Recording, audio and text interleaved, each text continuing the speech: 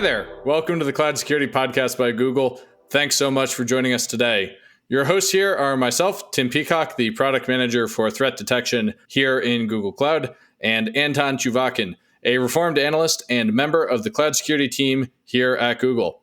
You can find this podcast wherever podcasts are distributed, as well as at our website. We've actually launched it now. It's at cloud.withgoogle.com/cloudsecurity/podcast.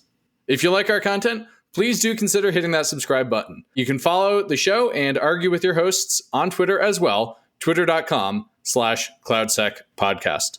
Our episode today is really a fun one, Anton. We've got a wide-ranging set of topics, but I think what we kept orbiting around is this concept of the cloud migration. So first off, what's a cloud migration anyway? So this is a fun one because it's a topic that came up, I think, 4 times, and it's kind of about a journey for a company from their existing state to some kind of a better future state in the cloud. And of course, for some of the organizations, we do see them approaching cloud as just a rented data center. So they end up in an extreme lift and shift scenario. They sort of just take their systems, make them into virtual machines, and then copy virtual machines in the cloud. Now, we can make all the jokes we want about this, but people actually do it, and people do it a lot. It breaks my heart. It does a little bit because ultimately they don't use some of the cloud advantages. In fact, many cloud advantages, including many security advantages, right? Yeah, I think that, one of the things I love about cloud is this homogeneous access control layer, homogeneous API layer, as well as homogeneous logging layers for all of your infrastructure management. And if you're not approaching it as this programmable infrastructure, I really feel like users are missing out on so much opportunity. And that's to say nothing of things like BigQuery or its equivalents in the other clouds, and all of the other amazing services offered on top of the infrastructure offerings.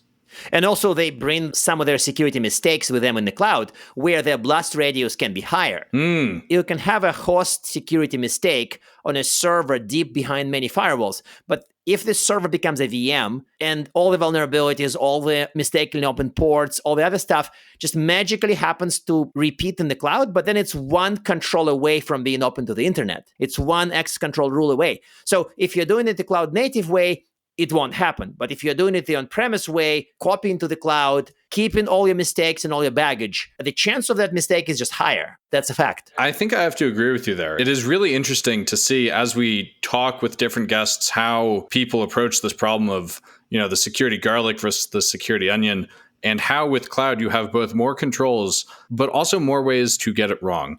So with that, why don't we turn it over to our guest today, Jane Chung, a vice president of cloud at Palo Alto, and returning guest, Joe Crawford, a director of strategic technology partnerships for Google at Palo Alto. Those titles are like varying degrees of mouthful. One is very small and one is very large, but I'm delighted to have both of you on the show today.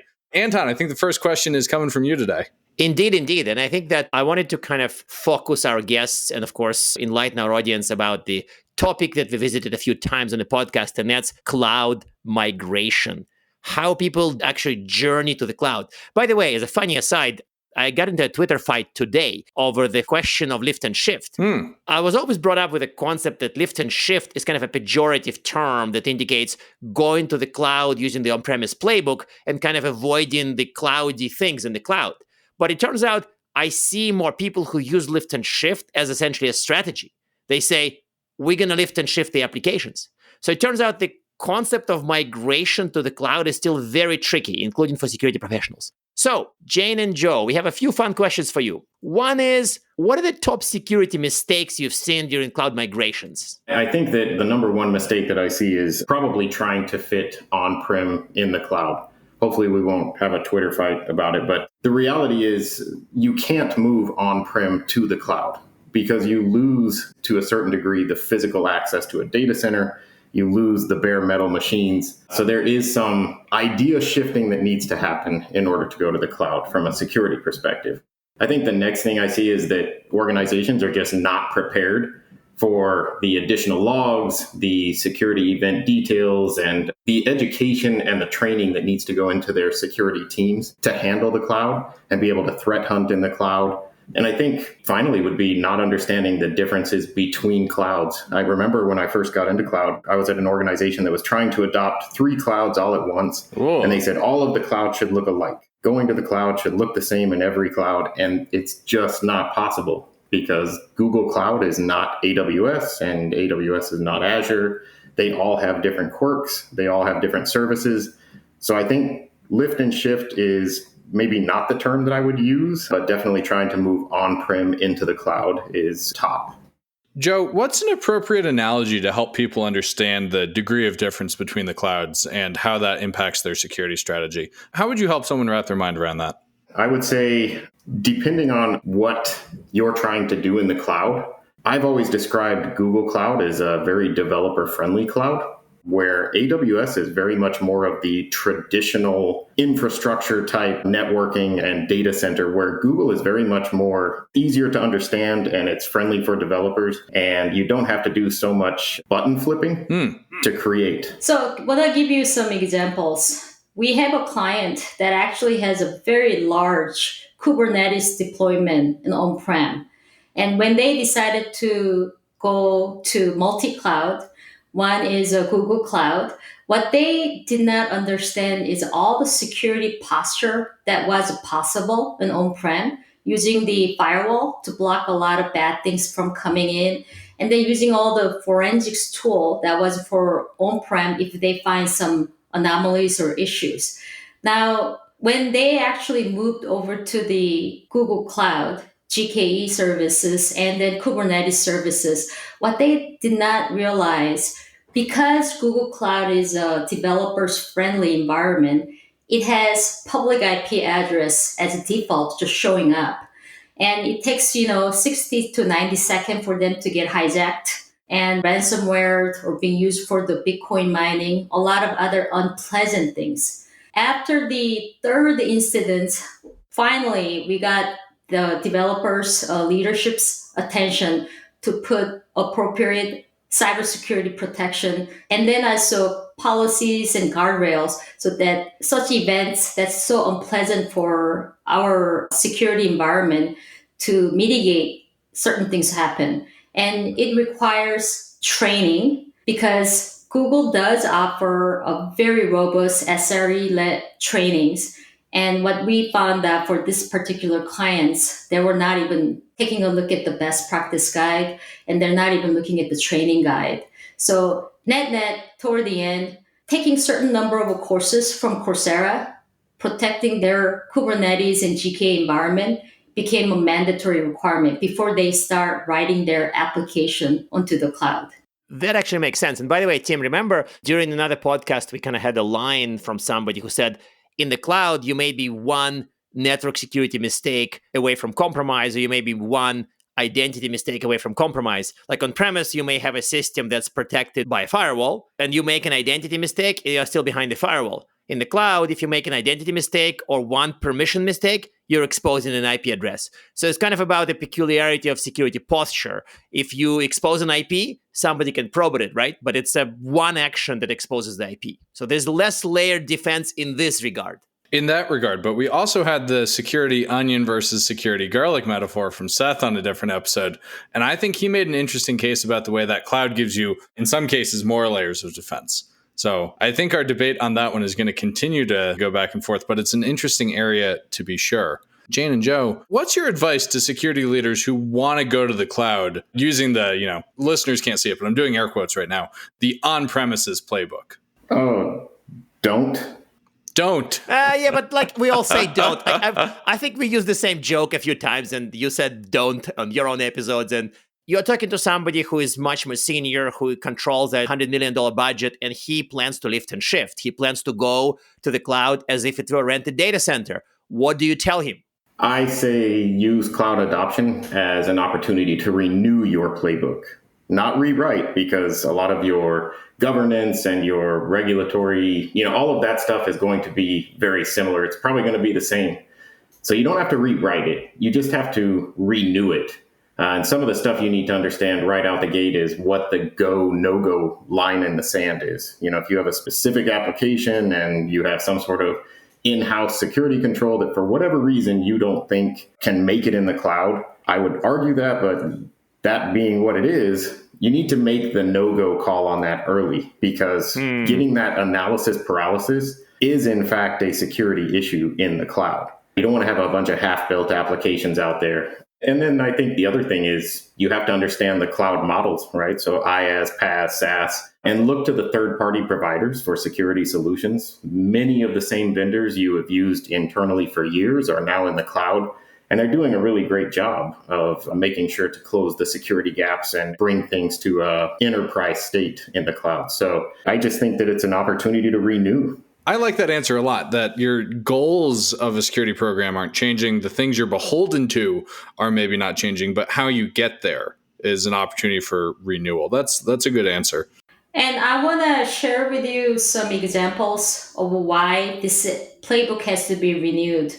So, for example, I think there is a lot of misconception or misunderstanding on how the cybersecurity works in the cloud. We have a traditional way to develop our software, and that might just requires a lot of firewall on-prem and forensics if needed. The tools that's being used in on-prem is no longer viable in the cloud. The on-premises security perimeter is now in the cloud base, and there's many different ways for our adversaries to attack that workload or that application effort or that VPC or projects, what have you. So you want to adopt a new cybersecurity posture that's going to address your growing areas. That's why I really support what Joe said. You need to renew your playbook. By the way, in the same Twitter discussion I mentioned, somebody said, don't do lift and shift, do move and improve. And it's kind of stuck in my head a little bit that if you want to move, but you're not prepared to re-architect everything, rebuild everything the cloud way, you can at least improve the playbook. So there may be incremental steps that are different from just copying your infrastructure over. I like that. Move and improve. That sounds like the advertising slogan for gym memberships too. So now we need to have a link to that tweet. Otherwise, somebody will say, oh, you stole my idea. Yeah, no plagiarizing Twitter. So, by the way, another thing to hook into from what Jane said is that clients she mentioned may have used the forensic tools that they were built for on-premise environment, and there were other products that were used or attempted to be used for the cloud. So I'm realizing that I'm talking to a security vendor, Palo Alto Networks. So if I would say something like, surely some technologies won't be needed anymore in the cloud. So which products or which types of technologies are maybe not needed, which ones are transformed by the cloud, and which ones are, well, still needed? Some of this relates to the type of deployment you have, how you use your compute, for example, whether you're keeping pets or using them as cattle. I think you have an argument to be made that maybe endpoint security is going to be impacted. If you have workloads that are tearing down and then spinning up new instances every 24 hours, is it really worth your time, money, and effort to maintain endpoint security on those? I think that's something that each organization is going to have to make as they move into the future. For transformation, I think network security has changed immensely. So I think that COVID really sped that up too. So when you sent everybody home and everybody was suddenly a remote employee, traditional network security was not going to be the solution that we needed. So I think the secure access service edge, SASE, that's really going to be the firewall of the future. I think that we're evolving past the traditional stateful, stateless firewalls of the past. More workload protection is probably going to move towards behavioral analytics as opposed to what we've known it traditionally to be. So I think there's a lot of transformation. If I had to guess which one is going to become less relevant in the cloud, I would say traditional firewall will evolve into more SASE products. Joe, were you the guest who suggested that we let our firewalls out to pasture? I was. I think we agreed we were going to throw them in the buckets. That's right. We put them in buckets. Are you guys really saying this? Like you really do work for Palo Alto, right? They don't make firewalls. They make next generation firewalls. That's right. Next generation. Another aspect of what's transformed by cloud is how we are inspecting if incident does happen, right? All the logs sitting in the cloud, and you need to put a right type of forensics tool to analyze. But a lot of things that this particular customer's painfully experienced was because of the earlier mistake for ransomware and hijacking of network, many other mistakes that they made.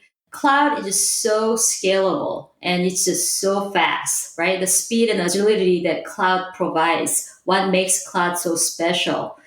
And they automatically assume that Ferry is going to show up and turn on the logs for the Kubernetes. So when they get these incidents, if you don't turn on the logs for forensics to kick in, we can't do anything because often the developers delete those Kubernetes instance and there's no way to find out what happened to that incident.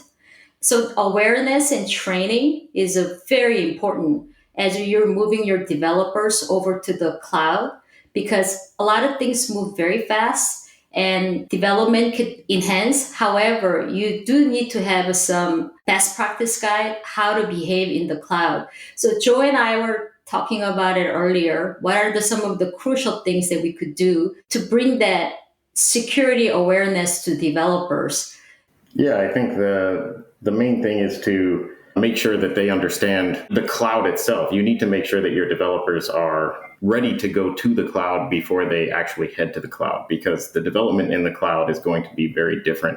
And I think you do more of a shift left mentality. You need to drive this from security from the point of infrastructure as code to the point where it meets a production environment.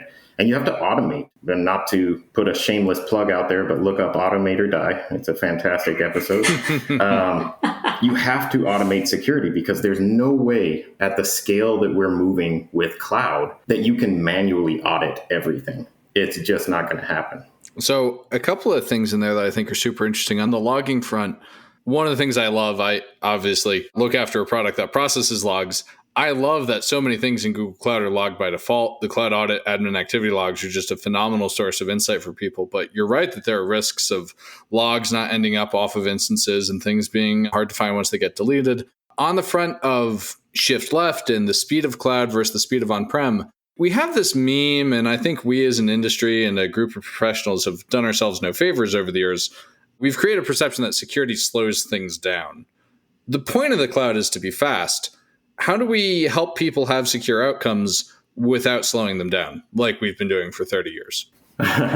Much of what I would put into answering this question would be that we need to have security ingrained into the organization through training. The DevSecOps mentality is a huge part of that. But having granular security from the time that it's just code all the way to the time that it's production, that's where you're going to get your agility. Automating that and then being able to go back and audit the security controls themselves as opposed to auditing every single aspect of an environment. I think the second thing I would add there is make sure that your security leads understand the cloud, not just as a concept, but as a specialty. I know a lot of things about AWS and Azure, but I specialize in GCP. And so when I go to talk to an employer, for whatever reason, I go specifically to talk about Google Cloud. I know the Google Cloud APIs.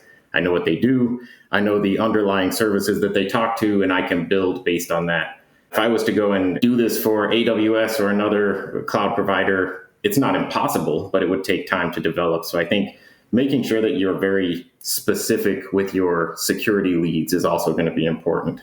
To double click that statement, Joe, you hear CI/CD pipeline, which is a continuous integration, continuous development. I think we need to add continuous testing for security on the part of the pipeline process, because if you are already checking vulnerability on your code toward the end of your journey to promote that workload to the production, it's too late. It's going to cost a lot of time and it's going to cost a lot of effort to fix those. So that continuous testing for the security and making sure your code is not vulnerable, I believe is very important. And that can be done without slowing things down if security is tied with the modern processes, as opposed to they try to push the quarterly review for a week and the development process works in a matter of hours. I've seen these things really blow up quite badly because just a complete culture clash. I don't think coining longer acronyms like DevSecOps is the answer. I think the answer is working together. Anton, you must really have graduated from your Gartner days if you don't think new acronyms is the answer. Surrender. Yeah, you're right. We should really have an acronym. So to kind of further follow in that theme, I've also noticed that some clients assume that they would go to just one cloud, and so they would go and ask that provider for security. But others go and stay hybrid, meaning their significant presence on-premise and in the cloud. Some are multi-cloud, and of course, some are multi-cloud with on-premise. So how, in your opinion, security needs change based on the cloud adoption architecture? And again, I suspect that you'd have clients who are very cloud native, who were just born and live in the cloud, and you have clients who are very much on-premise companies slowly migrating. What's your take on how security needs change in regards to adoption architecture? Yeah, I think a lot of that is kind of dependent on how you're going to operate as well, what your workloads are going to look like. I know we kind of keep beating that drum, but it makes sense. So, if you're going to run a hybridized solution, are you just using it for storage? Is it going to be for backup and failover? You need to worry about reliability. You need to worry about data backups, access control, and of course, access to your assets and network security, perimeter security. The same is true of multi-cloud. What is the access solution and or methodology? How are you ensuring a secure perimeter engulfs your workloads at all times? And of course, how do you maintain visibility across clouds and access to all environments? I mean, how are you actually making sure that your cloud looks like it's supposed to look? And how do you help your threat hunting team be able to move through those and separate the on-prem from one cloud to the other cloud? There's a lot to this. I think that you could probably go down a rabbit hole pretty easily here. But I think also you have to avoid overthinking it so you don't end up without the agility that you're trying to get. So I'll just say there's a lot to it, and the model that you choose is going to impact your security practices significantly.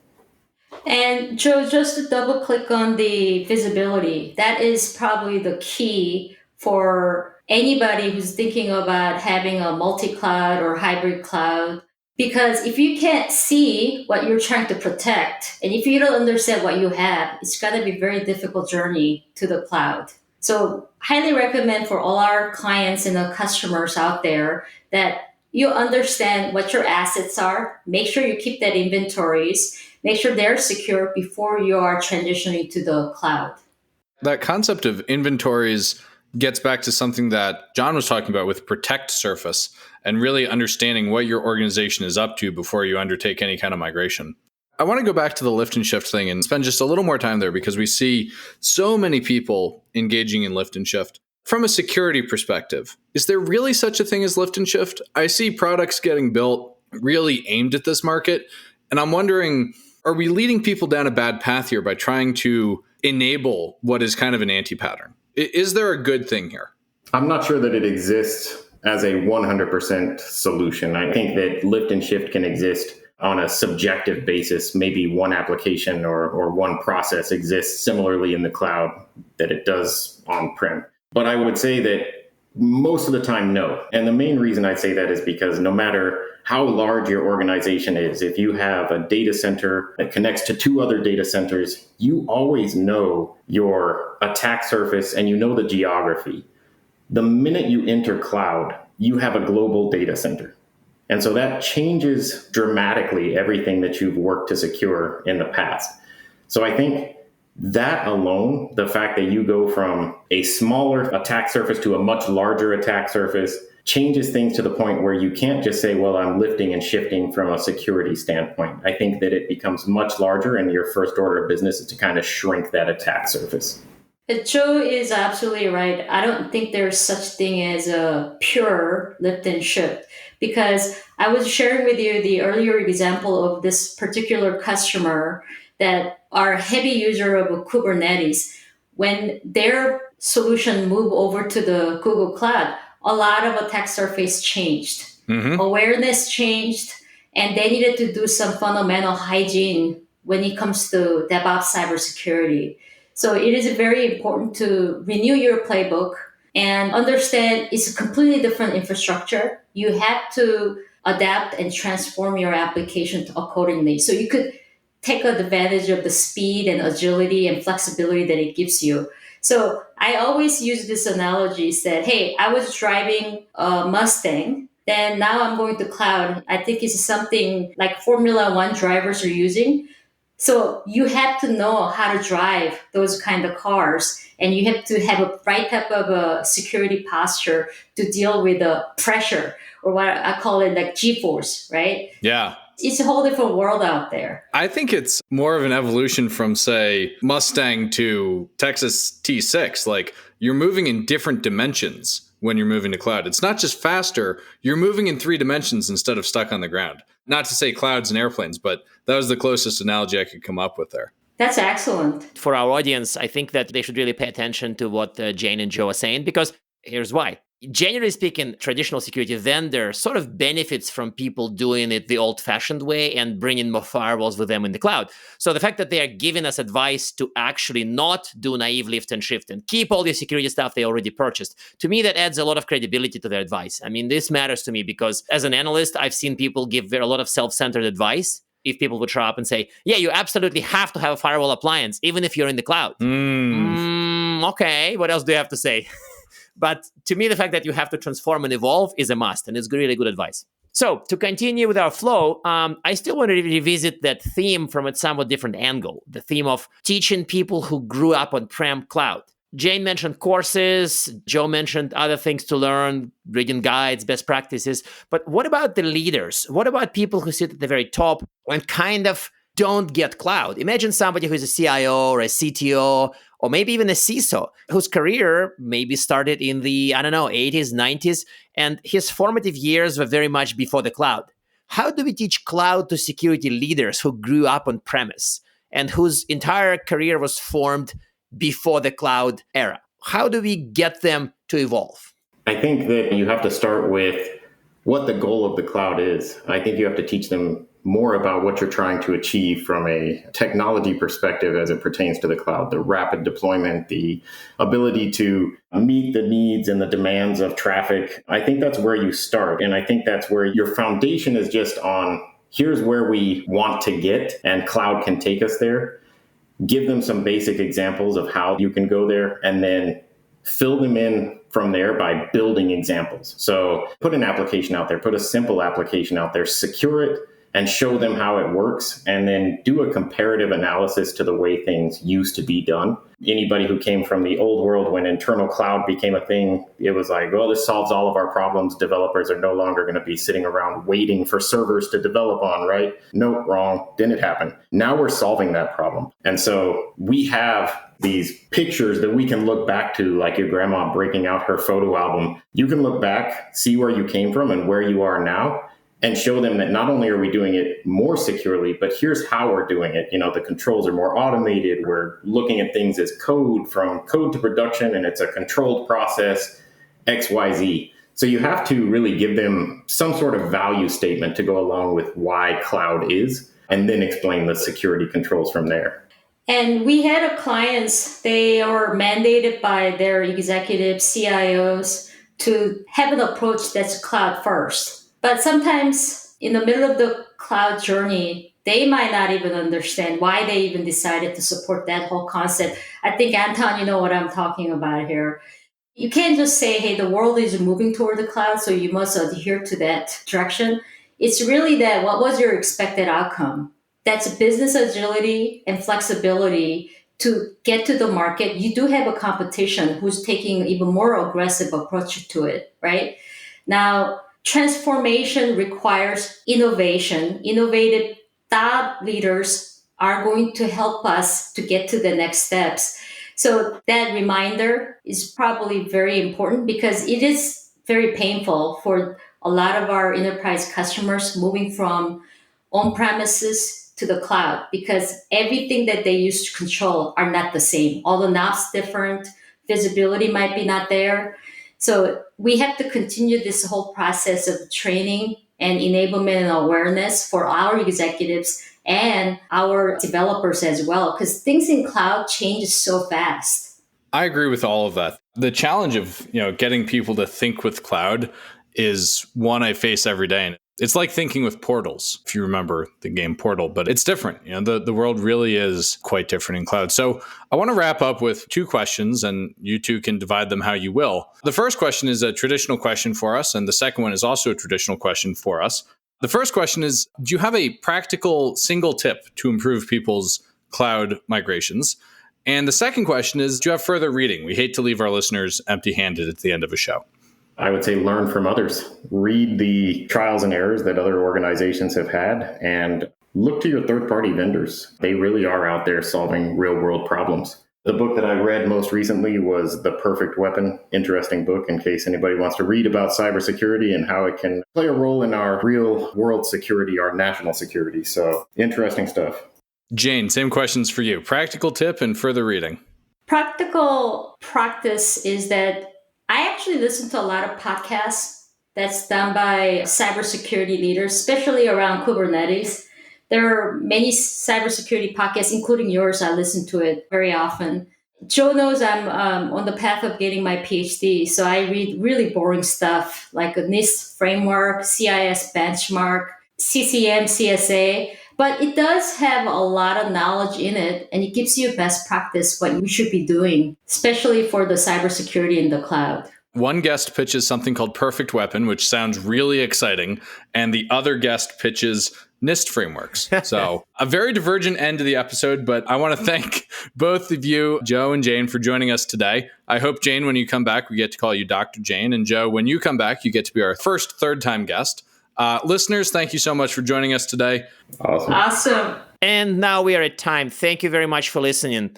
We will post links to the materials we discussed at the podcast site. You can find this episode in Google Podcasts or wherever else you get your podcasts. Also, now you can find it at our website, cloud.withgoogle.com/cloud-security/podcast. Yes, we really do have a website. So all the tension, all the suspense that we're going to have a website is gone.